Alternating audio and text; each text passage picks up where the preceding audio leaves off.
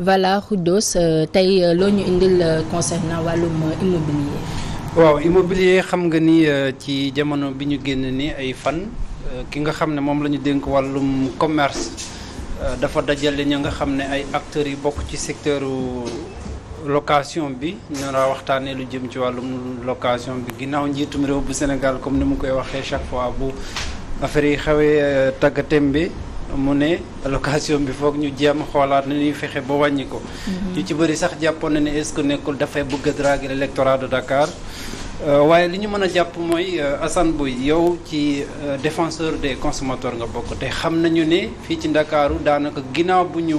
wotee loi boobu nga xam ne moom mooy régir un peu la location fii ci Sénégal loi numéro 2014-3 du 22 janvier 2014 ñu wote ko assemblée. boobaa ba léegi nu xool bailleurs yi li ñu njëkk a def mooy génne ñi nga xam ne ñoom ñoo newoon ci seen kër pour mun a yokkaat li nga xam ne moom mooy location bi yéen ngeen nekk défenseur des consommateurs ba léegi ca la ngeen wooy mooy wax rek daf mel ni. Khoudoss laal nga lu am solo si réew mooy l'habitat gis nga habitat. État moo ko moom c'est pas une affaire de privé comme le territoire national ni koy état défendre noonu la saytoo habitat loolu mooy yoon obligataire la ci ay obligé état la ñun ñëpp su état deful loolu rek day am substitution et quand le privé est là il est mercantile il cherche l'argent à ce moment là lan mooy solution yi moo waraloon 2014 bi la loi là pour jéem a seet comment reporter quelque chose mooy jël pouvoir d'achat bi jëm ko méngaleex le montant des loyers ça n'a pas marché. lu tax échec la parce que le bailleur pour moom situationniste la xam na ne fu mu nekk nii maa fi sës day nangu tuuti après delluwaat cosaanam rek dàq ñëpp changé surtout alors que état rôle am dëgg mooy jóg si habitat au Sénégal. su ko defoon ba léegi sotti nag on se rend compte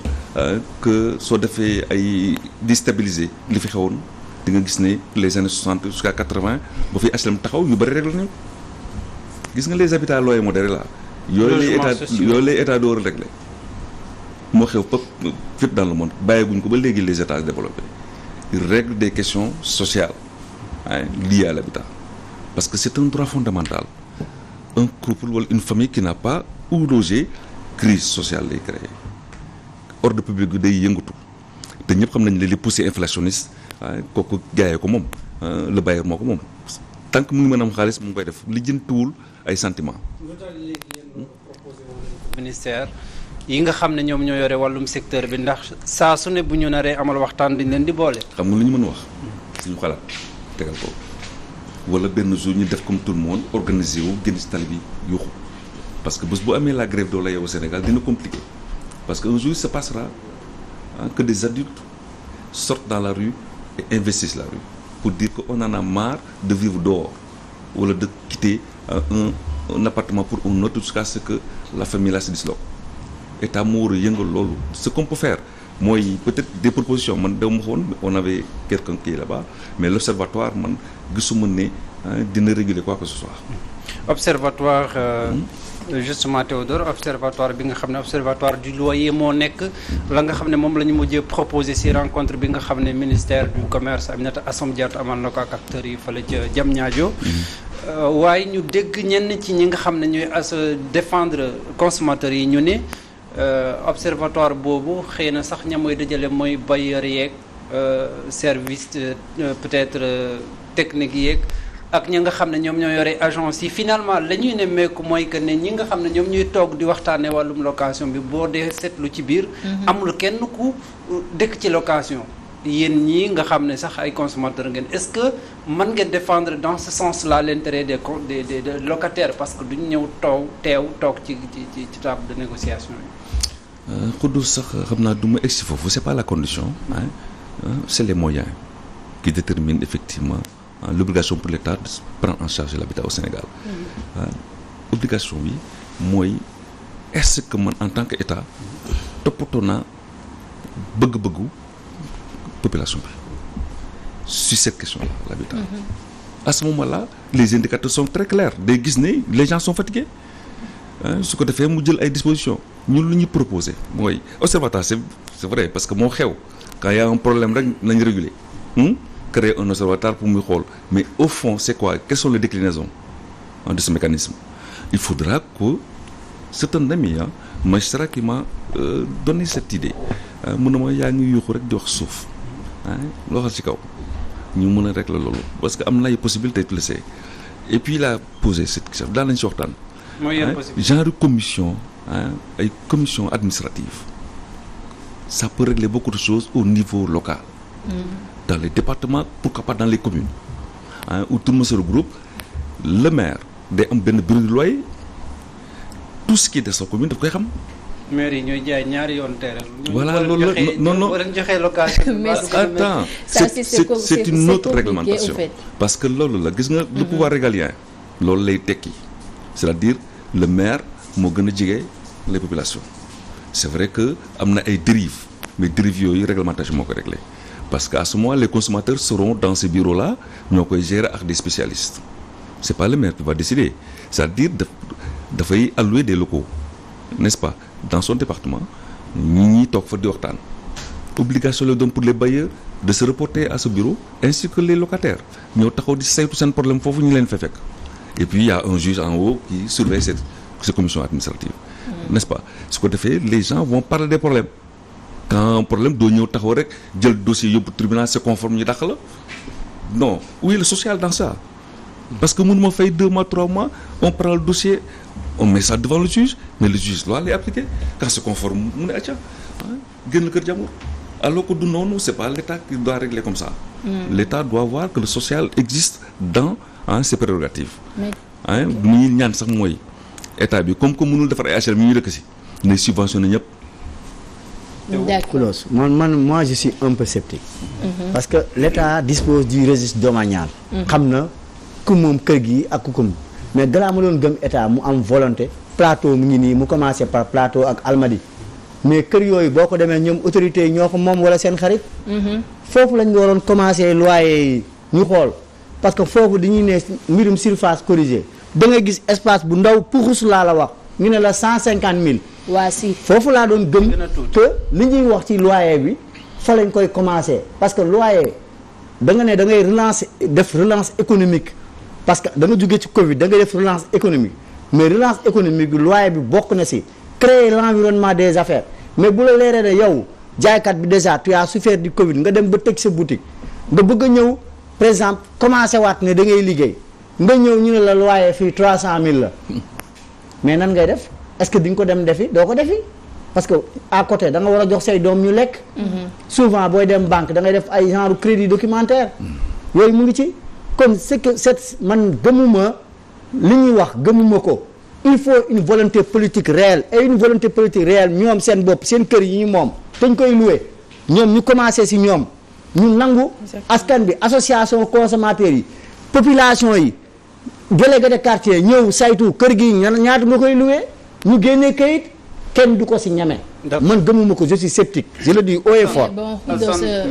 j'avais juste une question c'est-à-dire que tey jii nii damay gis des fois ngay dem di jël fenn autant le loyer on te disait 2 mois avance 3 mois mais maintenant j'ai vu que affaire bi dafa yéeg ba 4 mois léegi la question que je pose mooy est-ce que loolu réellement c'est normal c'est forcé que nit ki buy dugg rek dafa war a indaale 4 mois yi. mais madame loolu laay wax Fatima il y a déliquescence quand l'État se démarque il y a situation la nature a horreur du vide doo jël un pouvoir tel que l'habitat di bàyyi ay privé di ko doxal wax ma dëgg est-ce que c'est pas ces gens-là qui sont les propriétaires ba nag mu ñu sax def beneen effort pour aider les gens c'est illégal que ñuy jël ay commission 4 mois di ko jox ay bailleurs c'est illégal kooku amul fenn moo tax ñu dellu ko cosaan nan 2 mois c'est suffisant. mais yéen tam yéen association yi nga ko wàllum consommateurs yi nga xam ne ñoom ngeen di défendre mooy que ne Ligue des consommateurs du Sénégal mooy ASCOSEN mooy ñeneen liñ leen faral di dégg bu nu yokkee prix yi duñ leen faral di dégg noonu bu nu yokkee prix location yi itam au moins léegi ñun xam nga notre pouvoir c'est de s'indigner loolu la ñu am léeg-léeg ngeen invité ñu mais ñu kaddu ñu wax suñu xalaat mais au fond les stratégies de changement bés bu ñu ko doon def dina xaw a métti parce que dinañ def ni ñëpp def dañ def ay sitting devant quelque part wax suñu kàddu bu jóg kaw. su ko defee. mais est-ce que ñoom jot nañoo dem ci kilifa yi nga xamante ni ñoo ŋànk mbirum consommation bi pour c'est que ñoom waxtaan afin que ñu mettre ñu daal di xool li nga xamante ni moom mooy hausse bi daal di koy jéem a wàññi. oui le département interlocuteur c'est le ministre du commerce. Assome Diatta on a toujours parlé dañ koy def ay remontées. am ngeen ci réponse la direction du commerce intérieur il sait ce qui se passe il sait ce que nous voulons. dinañ koy reporter tout ce qui est information xam nañ ñoo gën a xam ne xew seulement li nga wax moo si nekk la volonté politique dafa des ils sont pas courageux wala seen intérêt la ñuy défendre il faut le dire il faut être très clair. Quand les mais est-ce que yéen aussi yéen bañ a impliquer population yi parce que man les associations de consommateurs yi ma gis Sénégal depuis Matousalem les mêmes personnes dirigent du mu leen dégg ñu def assemblée générale du mu leen gis ñu pour ñu renouveler seen instance du ma gis ñu def congrès ñu xam ñu ñeneen nit ñu bees ñu ñëw ñu jël xam-xam mais da nga gis koo xam ne toujours les mêmes personnes 15 ans 20 ans à la tête d'une structure nga bëgg ngañ y a des choses nouvelles nit ñi ñu impliqué leen mais c'est ça qu'on a constaté qu'est-ce qui se passe pourquoi vous ne renouvelez jamais vos instances vous ne faites jamais de congrès. Je peux te dire tout de suite qu'effectivement c'est pas une mince affaire tu sais ce consumérisme là nit ñi soxla ñu ko de ñi fi nekk dañ fi nekk parce que personne ne veut remplacer. Ah non. Je te jure. Attention. Est-ce qu'il n'y a pas des enjeux? Parce que souvent on a vu l'affaire de l'électricité. Ce qui s'était passé avec les imams de Guédiawaye. Par la suite on a créé benn observatoire. Il y avait des avantages à l'intérieur qu'on ne veut pas dévoiler. Bon gars yi di def réunion ay affaires yooyu population yi di classe après. Le combat a été plus ou moins dévoyé kenn déggatul gars yi. il faut savoir aussi loolu tamit doy na waar parce que benn poste. comment ça se fait poste boo xam ne kenn bëggul ko succéder. non carrément aussi ça aussi c'est compliqué. C'est important qu'on en parle. Vous avez raison c'est pas que da nga soulever un voile non c'est très clair que les gens que tu vois là c'est des gens qui sont décidés à continuer à défendre les consommateurs. S'il y a d'autres jeunes enfin nous c'est nous on recrute des jeunes on les met autour de nous n'est-ce pas. loolu ñu gis lu bari mais ce qui est important mooy que les instances sont renouvelées à la base les gens se parlent et renouvellent les personnes qui désirent effectivement parce que personne n'est payé et puis voilà association yooyu li ci gën a am solo mooy seen apport tey bu ñu dee xool à part observatoire bi nga xam ne moom la ñu proposé bon dégg nañu itam ministre bi ne dina am benn appui d'accompagnement aux bailleurs tey au-delà de tout ce qui a été dit bi ñu daje ak tous les acteurs de l'immobilier pour xoolaat mbir mi lan nga jàpp ne mën nañu ko def pour que locataire bi tey mën a cee gis boppam. nee naa la du sotti xam nga ça c'est très clair c'est une opinion personnelle. léegi du tax du sotti. nee naa la tant que defuñu ay commission de proximité jël ay mesures état bi dugal loxoom du sotti. parce que le pouvoir d'achat sénégalais. xam ñan ñooy def commission de proximité yooyu. ñun ñoo demandé loolu man je demande loolu en tant que consommateur ne qu'on mette en place des commissions administratives de proximité su ko defee état bi dina am remontée de toutes les situations par quartier qui se passe pour les locataires si mën a subvention tout cet argent là manne financière bi ñuy wax defuñu ko si HLM mais ni ko def si subventionner les pouvoirs d'achat des gens les personnes à faible revenu te war a dëkk war a am fu ñu dëkk. fay ko 200 000 francs bëgg a fay chambre 2 pièces 150 000 c'est pas possible. moo fi am à Dakar doo mun dëkk Thiès naan da nga ñibbi liggéey chaque fois Dakar parce que foofu peut-être am nga chambre 2 pièces à 50 000 c'est pas possible c'est l'État qui doit être là. mais bu dee bailleurs yi ñoom defuñu ci benn effort est-ce que état tamit dina ci mën a. doo leen bàyyi bailleurs yi. mënuñu bàyyi parce que ñoom itam. sañu mën a c'est l'État. mais c'est des personnes qui sont fortement autour effectivement de ces pouvoirs là parce que moo tax mënuñu changer donne bi. maanaam bailleurs yi ñoo tax ñu yokk location. non bailleurs yi c'est qui. loolu la ñu si ma te pose toujours la question bailleurs yi c'est les responsables. qui dirigent peut-être cet État. Il faut le dire c'est des gens qui sont là qu'on ouvre les portes ñu taxaw parce que sinon HLM lan la fi nekkee lu dul war a dimbali nit ñi. ut ay terre def ci waxuma foofu laa jëm. SNHLM. mais bailleur bi nga xam ne un bailleur direct la mooy koo xam ne propriétaire maison yow daf mel ni ci ñooñ nga bokk moo tax nga leen di bëgg non xam naa ne da ngay tooñ mais xam nga ne bailleur bi nee naa la c'est un mercantile c'est un homme d'affaires il cherche de l'argent kooku su dajee ko amul xaalis daf ko naan amul xaalis du dëkk sama kër. léegi lan la ñu war a def pour que moom ñu mën ko recadrer di ko limiter par rapport voilà xam nga ne kooku c'est pas le consommateur moo koy def kooku c'est l'état ndanaa fa la ñuy dellu si. mais consommateur moom moo war a yuuxu parce que yéen bu yokkee prix nga dañoo yuuxu léegi le bailleur moom bu dañoo yuuxu ba ministre bi jël woote. waa léegi man 1 mois yi nga xam ne ki nga xam ne courtier la je sais pas pour les 1 mois yooyu noonu nga xam ne courtage bi dañ koy jox benn courtier moom moo indi client bi rek la koy lekk. loolu tamit fuñ ko teg Fatima kontaan naa ci yow mais yow. loolu tamit fuñ ko teg lii la gis nga ces intermédiaires là il faut les éliminer du circuit. les intermédiaires là c'est le bailleur. non parce que le bailleur là. moom mooy gis benn waay si koñ bi ne ko. man am naa fii chambre am naa fii ñaari chambre uutal ma li lay joxe yow nga am. on les élimine. waaw mais loolu il faut que nanga la commission administrative su taxee c'est fini. kon mais si on les élimine qui va faire la communication gis nga le système le mécanisme là. kenn mënu ko décroter. soo xasee ba teg c'est fini tout le monde se reporte à ce mécanisme. bailleur su ñëwee da am naa fu may loquer foofu la koy teg location bi gis nga les futurs locataires fa la ñuy fekki offre ñu waxtaanee fa. les contrats la wax nañ ci bataille léegi kenn du ko fay ñu toog négocier ko fa régler ko su fekkee ne am na lu problème ñuy remonter ko ne état bi subvention yi la ñaan nga génn ko ci budget national dee ko def ci secteur yi jusqu'à ce qu'on trouve une solution définitive avec les 100 000 logements yi ñuy wax ñu génn ko ñi commencé dëkk mais tey jii faa ñu taxaw un tout petit peu ci bailleurs yi xuddus parce que nag vraiment bailleurs yi ñoom ñooy yokk location bi tey jii mënuñu taxaw rek ci état bien vrai que moom am na ci benn part de responsabilité bu rëy faut savoir aussi mënoo jënd fer mu cher ciment mu cher terrain bi mu cher biens yi nga def ci biir mu cher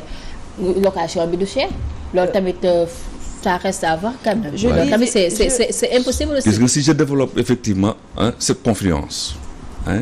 de problèmes qui font qu'effectivement le bailleur se trouve dans une situation boo xam ne danaan man sama xaalis dama koy récupérer.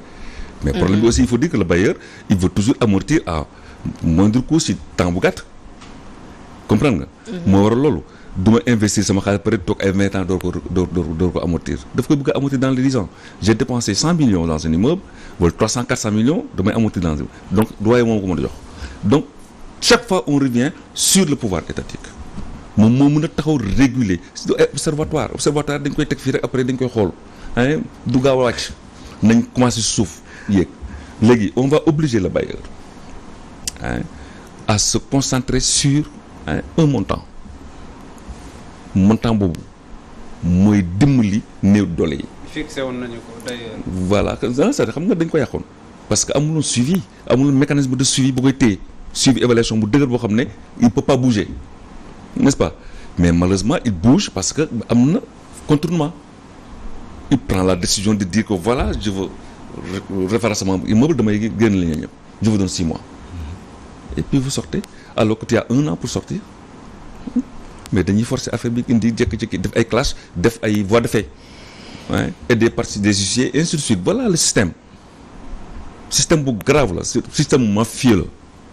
il faut le dire parce que l'état après taxaw l'état seetaan madame le ministre yaa ngi seetaan affaire jógal si ñi nga wax ak ñi seulement taxaw dajale ñi wax après bind kay dem teg du ko faj nañ wàcc ci terrain bi wàcce ñi ñëpp fekk ñu benn place mooy le bailleur day indi offre am teg ko fenn dootu ko sànni ci kaw koy teg ci benn place ay commission administrative contrôlée locataire fekk fa offre bi jël ko contrôler ñu def contrat yi. contrat yi dañ koy xool mu leer nañ kër goo xam ne jarul 150 000 kenn du ko luy 150 000. kudos état lu mu bëgg a def malheureusement Théo xam naa da ngay wujjee bàyyi rek ba ëllëg incha allah monsieur Boye jaajëfal nañ la ñu bàyyi la nga tàggatoo ak ñi nga xam ñoom ñooy ñi la doon seetaan fii nii ci Walfadjri. mais maa ngi remercier Abdou Khoudoss mi invité. mais madame da la fekk si plateau bi kontaan naa trop maa ngi door a daje yéen Sémou. le plaisir est partagé je connais ta famille parce que maa ngi déggoon Sicap Fan j'avais beaucoup d'amis. et Awa et Inch'Allah à une prochaine revoyure. On a beaucoup de choses à dire. Le consumérisme est là et présent. Ces gens qui se battent autour du consumérisme c'est des gens qui ne sont pas payés alors suñu demee dañ naan liggéey nañ te kenn remplacé wuñu moo tax ñu fi nekk naka lay ñëw jël ñu jox leen Inch'Allah rabbi maa ngi ziare Sénégal waaye ñëpp ay consommateurs lañu. sinon suñu sagoo ñëpp am fu ñu dëkkaay bu baax bu jaay reçu la. ñu ngi xaar seen woote si tim bi Assane Boye secrétaire exécutif Ligue des consommateurs du Sénégal mi nga xam ne professeur El Hadj Niang moo ko jiite ñu ko nuyu au passage di leen jaajëfal itam ci bàyyi xel bi ngeen bàyyi xel sunu programme Walf TV. Khoudoss merci maa ngi lay jaajëfal bu ko demee rek ñu xool éducation.